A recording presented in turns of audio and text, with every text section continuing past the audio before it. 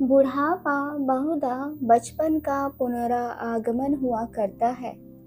बूढ़ी काकी में जीवा स्वाद के सिवा और कोई चेष्टा शेष न थी और न अपने कष्टों की ओर आकर्षित करने का। रोने के अतिरिक्त कोई दूसरा सहारा नहीं था। समस्त इंद्रियां, नेत्र, हाथ और पैर जवाब दे चुके थे। पृथ्वी पर पड़ी रहती थी और घर वाले कोई बात उनकी इच्छा के प्रतिकूल करे, भोजन का समय टल जाता या उसका परिणाम पूर्ण ना होता, अथवा बाजार से कोई वस्तु आती और ना मिलती तो वे रोने लगती थी। उनका रोना सिसकना साधारण रोना न था, वे गला फाड़ फाड़ कर रोती थी। उनके पतिदेव को स्वर्ग सिधारे कालांतर हो चुका था। बेटे तरुण हो होकर चल बसे थे। अब एक भतीजे के सिवाय और कोई न था। उसी भतीजे के नाम उन्होंने सारी संपत्ति लिख दी थी। भतीजे ने सारी संपत्ति लिखाते समय खूब लंबे चौड़े वादे किए, किंतु वे सब वादे केवल कुल्ली टीपों के दलालों के दिखाए हुए सब्ज बाग थे। यद्यपि उस संपत्ति की वार्षिक आय 150-200 रुपए से कम न थी, तथापि बूढ़ी काकी को पेट भर भोजन भी कठिन से मिलता था। इसमें उनके भतीजे पंडित बुद्धिराम का अपराध था अथवा उनके अर्धांगिनी श्रीमती रूपा का। इसका निर्णय करना सहज नहीं है। बुद्धिराम स्वभाव के सज्जन थे, किंतु उसी समय तक जब तक कि उनके कोष पर कोई आँच न आ जाए। रूपा स्वभाव से तीव्र थी सही, पर ईश्वर से डरती थी। अतएव बूढ़ी काकी को उसकी तीव्रता उतनी न खलती थी जितनी बुद्धिराम की भलमन चाहत। बुद्धिराम को कभी कभी अपने अत्याचार का खेद होता था। विचारते कि इसी संपत्ति के कारण मैं इस समय भला मानुष बना बैठा हूँ। यदि मौखिक आश्वासन और सूखी सहानुभूति से स्थिति में सुधार हो सकता है तो उन्हें कदाचित कोई आपत्ति न होती, परंतु विशेष व्यय का भय उनके सुचेष्टा को दबाए रखता था। यहाँ तक कि यदि द्वार पर कोई भला आदमी बैठा हो और बूढ़ी काकी उस समय अपना राग अलापने लगती थी तो वह आगे हो जाते और घर में आकर उन्हें जोर से डांटते। लड़कों को बूढ़ों से स्वाभाविक विद्वेष होता है। फिर जब माता पिता का यह रंग देखते तो वे बूढ़ी काकी को और सताया करते। कोई चुटकी काट कर भाग जाता, कोई उन पर पानी की कुल्ला कर देता। काकी चीख मार कर रोती, परंतु यह बात प्रसिद्ध थी कि वह केवल खाने के लिए रोती है। अतएव उनके संताप और आर्तनाद पर कोई ध्यान नहीं देता था। हाँ, काकी क्रोधातुर होकर बच्चों को गालियां देने लगती तो रूपा घटना स्थल पर आ पहुंचती।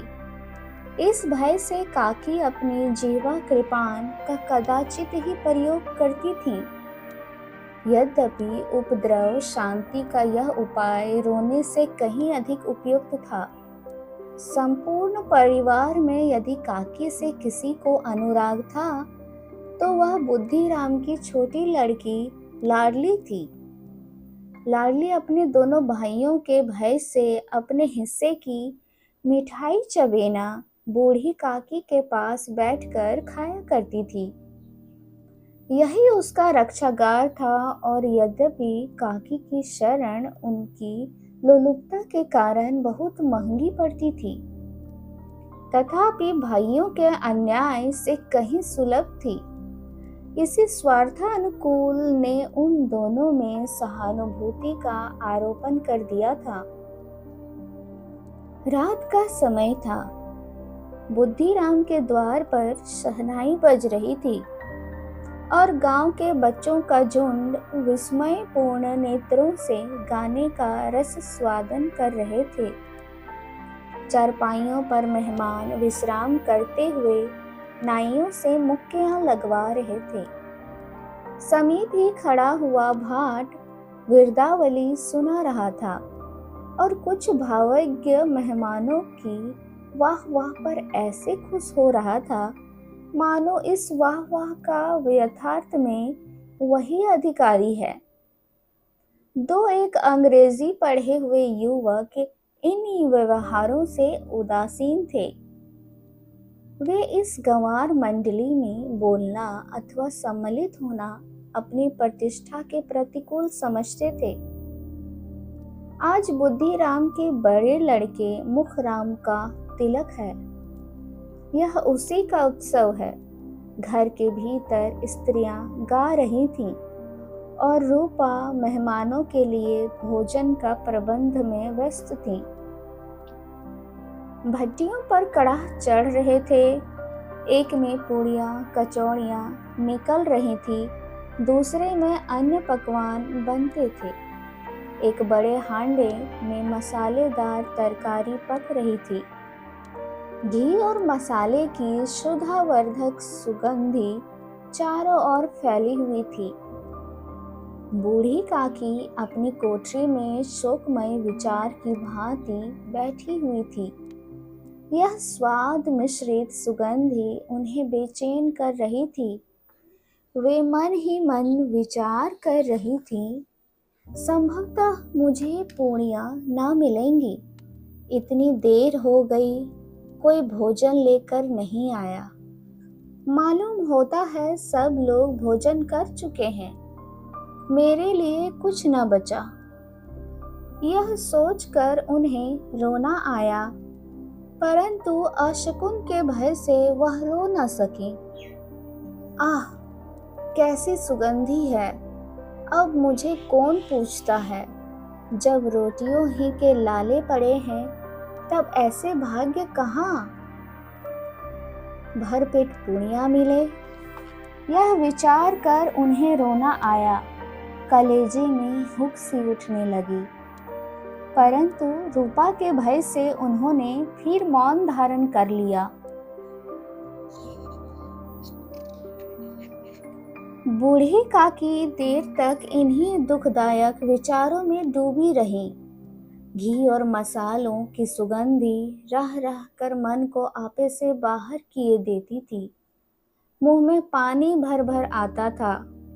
पूड़ियों का स्वाद स्मरण करके हृदय में गुदगुदी होने लगती थी। किसे पुकारूं, आज लाडली बेटी भी नहीं आई।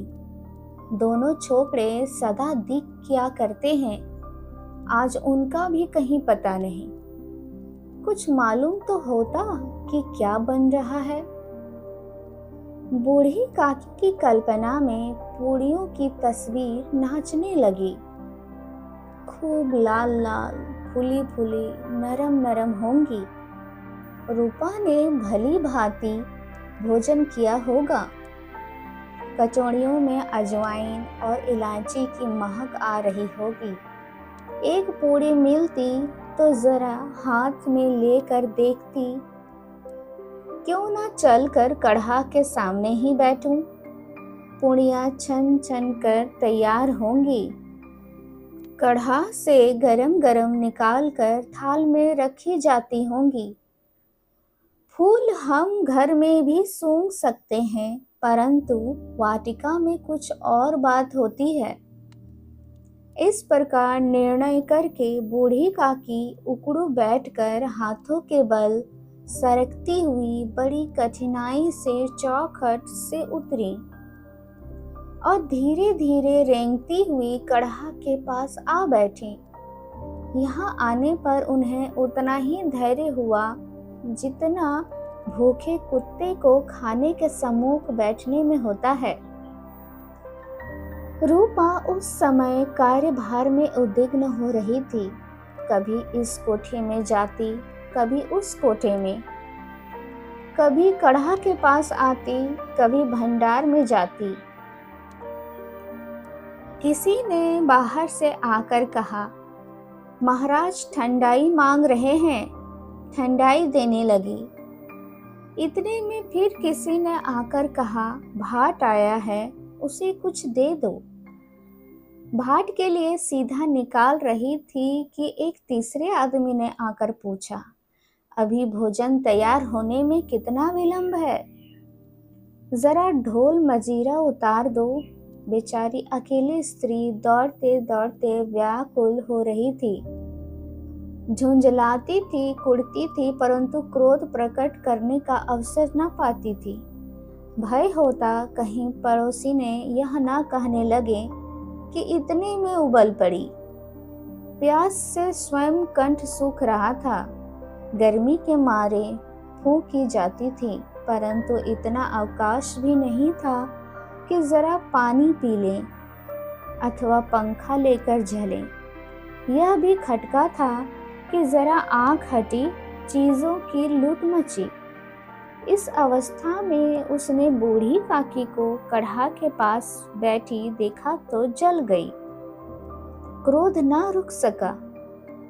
इसका भी ध्यान न रहा कि पड़ोसी ने बैठी हुई है।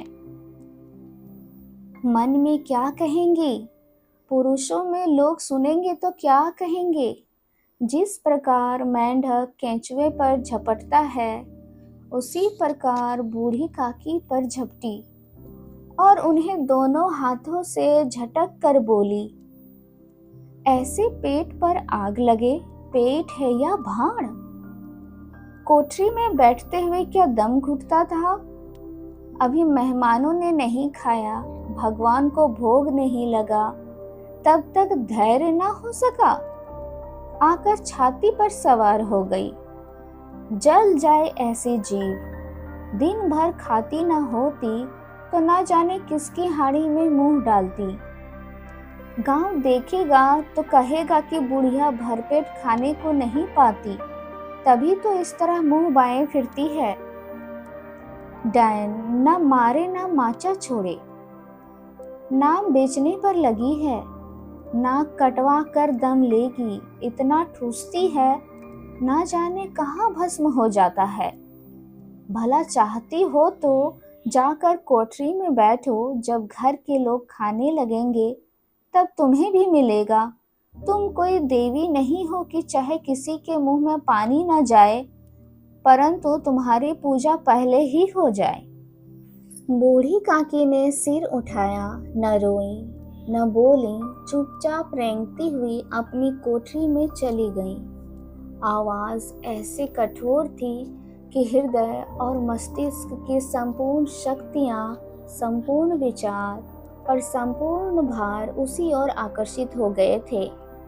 नदी में जब कगार का कोई बृहद खंड कट कर गिरता है तो आसपास का जल समूह चारों ओर उसी स्थान को पूरा करने के लिए दौड़ता है। भोजन तैयार हो गया है।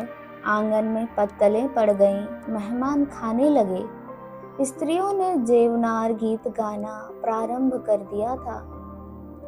मेहमानों के नाई सेवकगण भी उसी मंडली के साथ किंतु कुछ हटकर भोजन करने बैठे थे, परंतु सभ्यता अनुसार जब तक सब के सब खा ना चुके कोई उठ नहीं सकता था। दो एक मेहमान जो कुछ पढ़े लिखे थे, सेवकों के दीर्घा आहार पर झुंझला रहे थे। वे इस बंधन को व्यर्थ और बेसिर पैर की समझते थे। बूढ़ी काकी अपनी कोठरी में जाकर पश्चाताप कर रही थी कि मैं कहाँ से कहाँ गई। उन्हें रूपा पर क्रोध नहीं था, अपनी जल्दबाजी पर दुख था। सच ही तो है, जब तक मेहमान लोग भोजन ना कर चुकेंगे, घर वाले कैसे खाएंगे। मुझसे इतनी देर भी न रहा गया, सबके सामने पानी उतर गया। जब तक कोई बुलाने ना आएगा न जाऊंगी। मन ही मन इसी प्रकार का विचार कर वह बुलावे की प्रतीक्षा करने लगी, परंतु घी की रुचिकर सुवास बड़ी धैर्य परीक्षण प्रतीत हो रही थी। उन्हें एक एक पल एक एक युग के समान मालूम होता था। अब पत्तलें बिछ गई होंगी, अब मेहमान आ गए होंगे, लोग हाथ पैर धो रहे होंगे, नाई पानी दे रहा है, मालूम होता है लोग खाने बैठ गए, जेवनार गाया जा रहा है। यह विचार कर वह मन को बहलाने के लिए लेट गई। धीरे धीरे एक गीत गुनगुनाने लगी। उन्हें मालूम हुआ कि मुझे गाते देर हो गई है। क्या इतनी देर तक लोग भोजन कर ही रहे होंगे? किसी की आवाज नहीं सुनाई देती। अवश्य ही लोग खा पीकर चले गए, मुझे कोई बुलाने नहीं आया। रूपा चिढ़ गई है, क्या जाने ना बुलाए। सोचती हो कि आप ही आवेंगे। वह कोई मेहमान तो नहीं जो उन्हें बुलाऊं। बूढ़ी काकी चलने के लिए तैयार हुई। यह विश्वास कि 1 मिनट में पूड़ियाँ और मसालेदार तरकारियाँ सामने आएंगी, उनके स्वादेंद्रियां को गुदगुदाने लगा। उन्होंने मन में तरह तरह के मंसूबे बांधे। पहले तरकारी से पूड़ियाँ खाऊंगी, फिर दही और शक्कर से।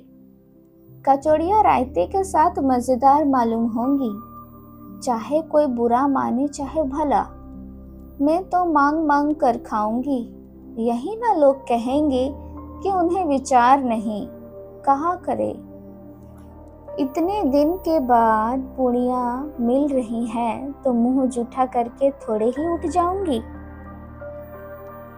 वह उकड़ू बैठकर हाथों के बल सरकती हुई आंगन में आई, परंतु हाय दुर्भाग्य, अभिलाषा ने अपने पुराने स्वभाव के अनुसार समय की मिथ्या कल्पना की थी। मेहमान मंडली अभी बैठी हुई थी।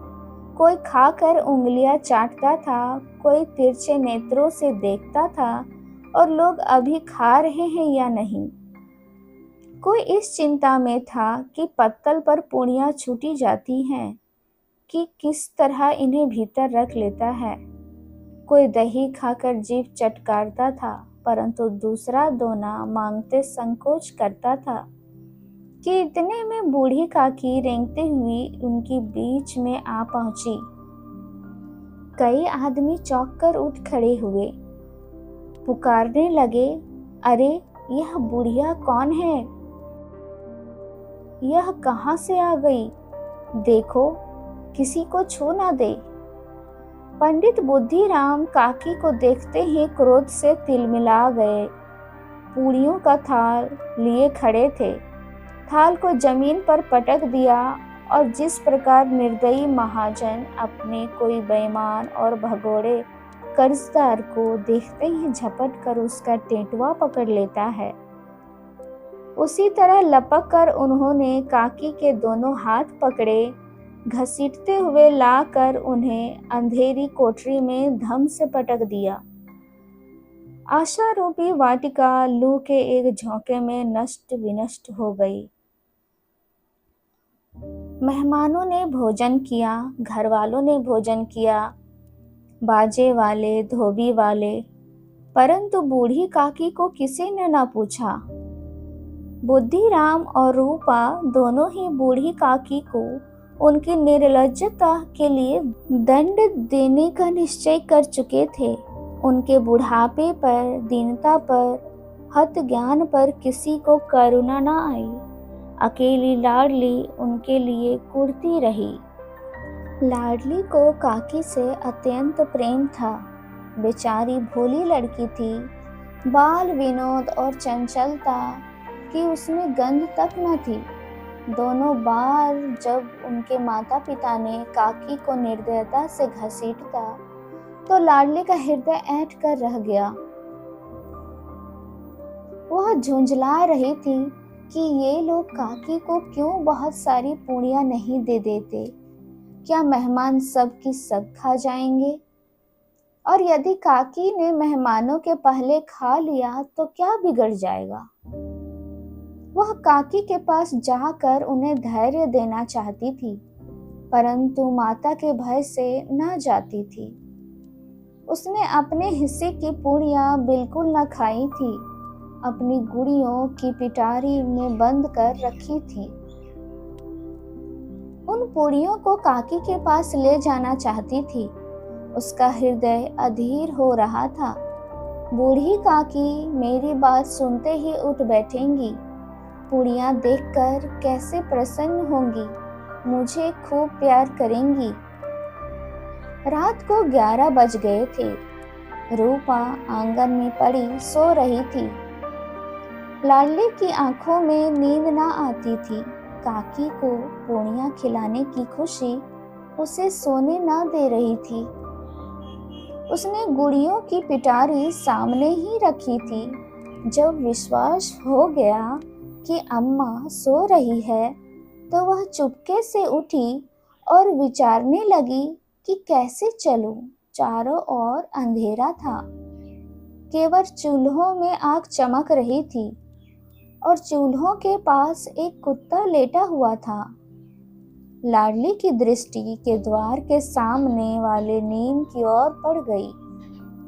उसे मालूम हुआ कि उस पर हनुमान जी बैठे हुए हैं।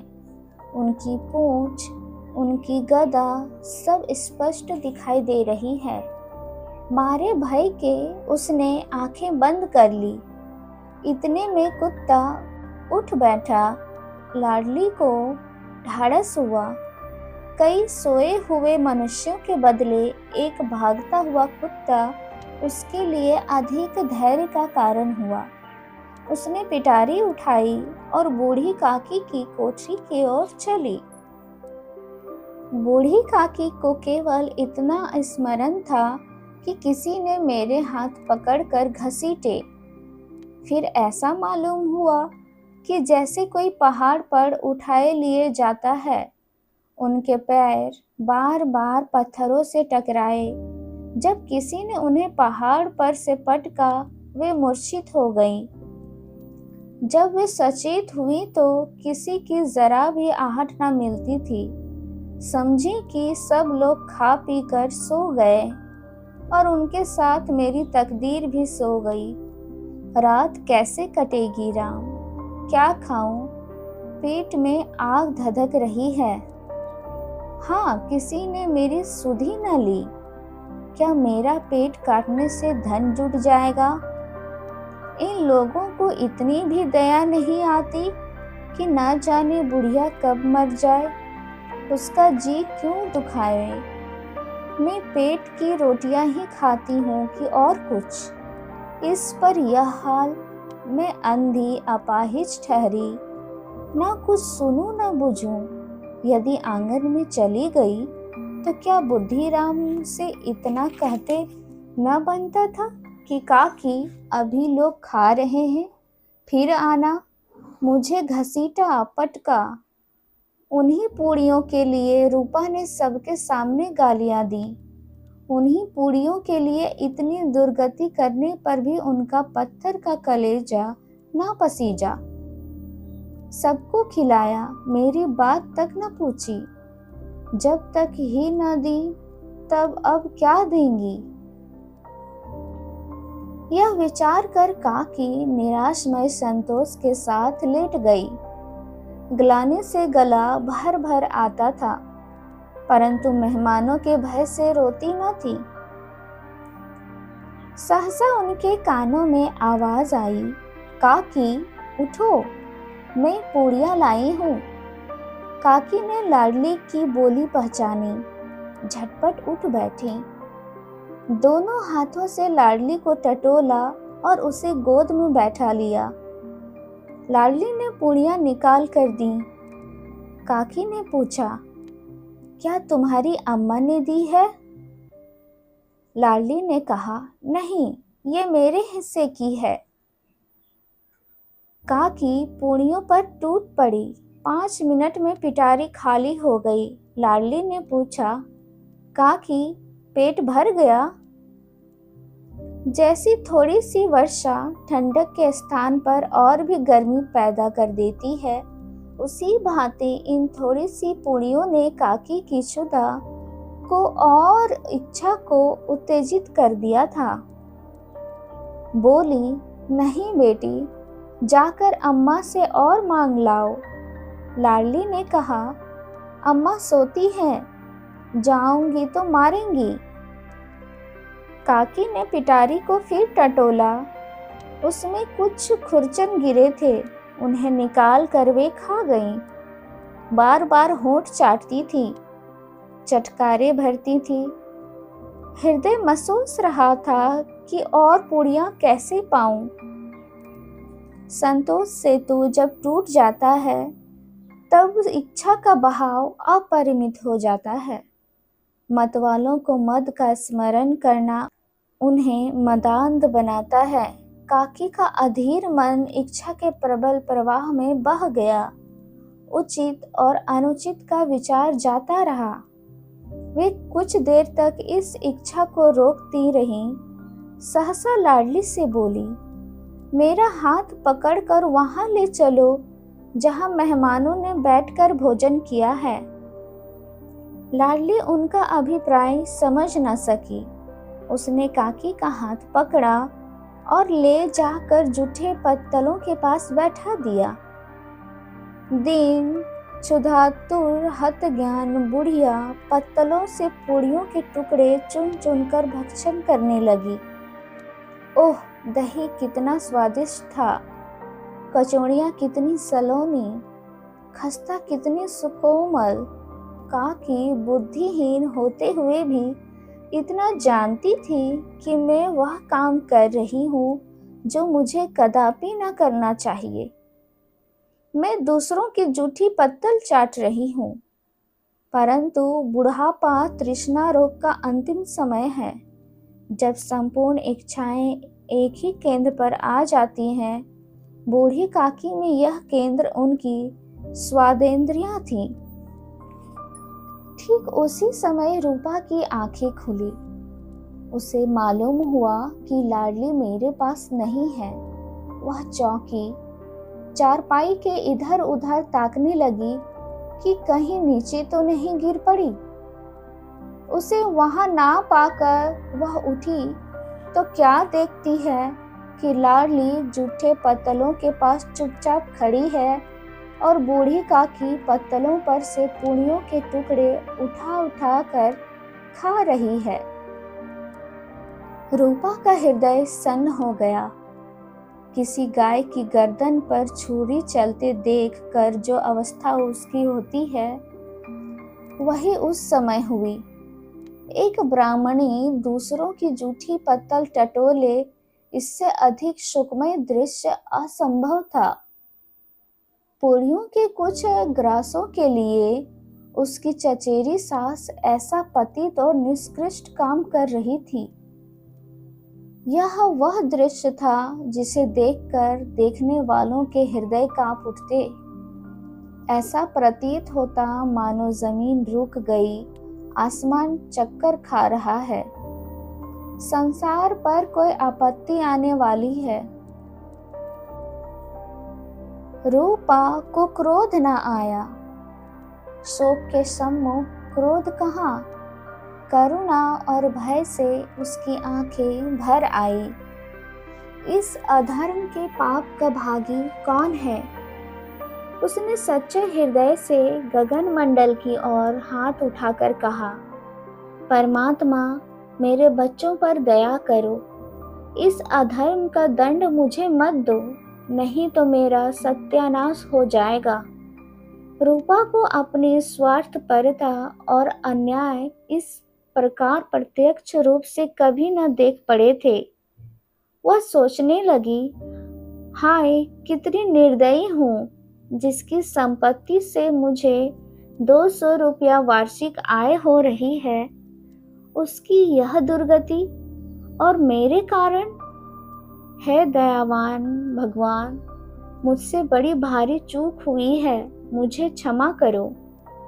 आज मेरे बेटे का तिलक था, सैकड़ों मनुष्य ने भोजन पाया, मैं उनके इशारों की दासी बनी रही, अपने नाम के लिए सैकड़ों रुपए व्यय कर दिए, परंतु जिसकी बदौलत हजारों रुपए खाए, उसे इस उत्सव में भी भरपेट भोजन न दे सकी। केवल इसी कारण से तो वह वृद्धा असहाय है। रूपा ने दिया जलाया, अपने भंडार का द्वार खोला और एक थाली में संपूर्ण सामग्रियां सजा कर लिए हुए बूढ़ी काकी की ओर चली। आधी रात जा चुकी थी। आकाश पर तारों के थाल सजे हुए थे और उन पर बैठे हुए देवगण स्वर्गीय पदार्थ सजा रहे थे, परंतु उनमें किसी को वह परमानंद प्राप्त ना हो सका था जो बूढ़ी काकी को अपने सम्मुख थाल देखकर प्राप्त हुआ। रूपा ने कंठावरुद्ध स्वर में कहा, काकी उठो, भोजन कर लो। मुझसे आज बड़ी भूल हुई, उसका बुरा न मानना। परमात्मा से प्रार्थना कर दो कि वह मेरा अपराध क्षमा कर दे। भोले भाले बच्चे की भांति जो मिठाइयाँ पाकर मार और तिरस्कार सब भूल जाता है, बूढ़ी काकी वैसे ही सब भुला कर बैठी हुई खाना खा रही थी। उनके एक एक रोए से सच्ची सदिच्छाएं निकल रही थी और रूपा बैठी इस स्वर्गीय दृश्य का आनंद लेने में मग्न थी।